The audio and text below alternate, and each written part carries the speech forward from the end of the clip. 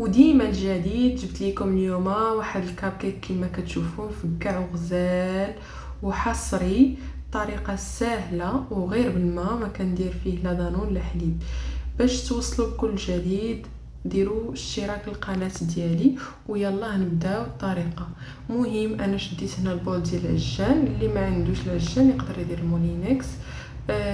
درت فيه كما كتشوفوا 2 بيضات وقبيصه ديال الملح. المهم اليوم الكاب كيك غادي يكون بالرعايه ديال الوليد الصغيور ديالي. هنا كاس لاروب غير ناقص غير واحد شويه ديال سنيده، هنا زدتو في البول مع داك الخليط، وكنزيد واحد الزا باش نسم بها الكيك ديالي. اللي بغى ينسم بحاجه اخرى يقدر يضيفها. من بعد كنخدم العجان باش الخليط يتجانس مزيان، حتى ما كتبقاش داك السنيده ودوك الزا حتى هي حرشين كما كتشوفوا. من بعد كنشد كاس لاروب ديال الزيت كنضيفو حتى هو الخليط، والعجان باقي في نفس الوقت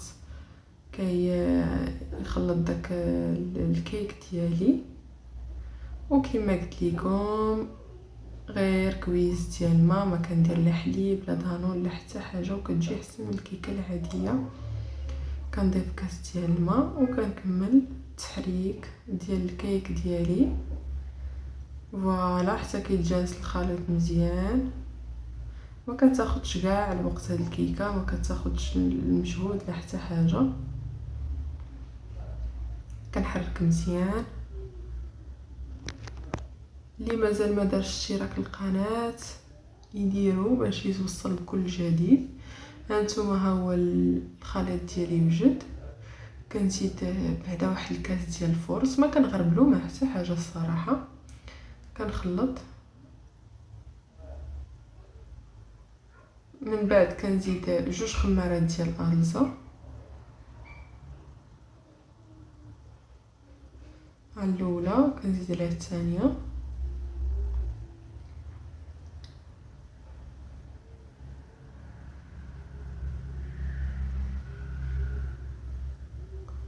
وكنحركوا الخليط بطبيعه الحال.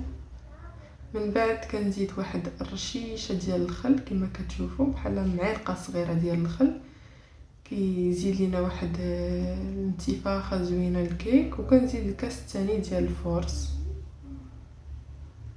ها كنخلطو مزيان الخليط كما كتشوفوا، وكيجي القوام ديالو هكذا.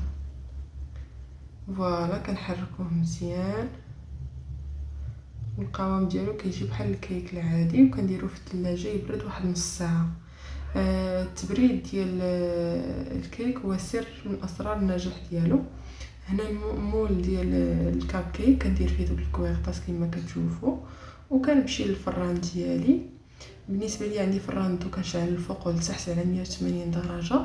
اللي ما عندوش فران ديال الضو، فران ديال الغاز كنشعلو حتى هو الفوق والتحت. كنقصو العافيه حتى كينتفخ الخليط، كتنتفخ ديك الكيكه ديالنا، كنطفيو الفوق ونخليوها كطيب على خاطرها. ها هي الكيكه ديالنا وجدات وبالصحه والراحه كما كتشوفوا، كتجي غزاله ومفكعه احسن ب1000 درجه من الكيك ديال المخابز على برا.